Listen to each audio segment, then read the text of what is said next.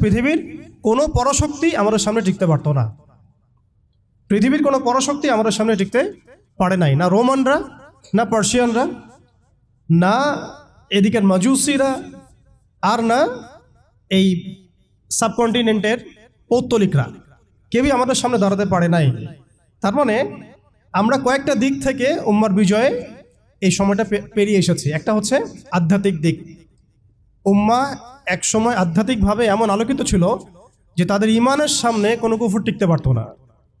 তারা পারিবারিকভাবে আলোকিত ছিল, তারা জ্ঞানতাত্ত্বিকভাবে আলোকিত ছিল, তারা তাসাউফের দিক থেকে আলোকিত ছিল, তারা অর্থনৈতিক দিক থেকে অনেক শক্তিশালী ছিল, সামরিক দিক থেকে তারা অনেক শক্তিশালী ছিল।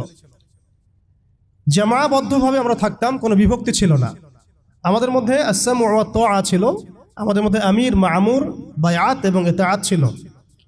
আমাদের মধ্যে রাষ্ট্র ব্যবস্থা ছিল, খিলাফা স্টেট ছিল, শরিয়া আইন ছিল এবং শরিয়া বা ইমারা রাষ্ট্র ব্যবস্থা ছিল।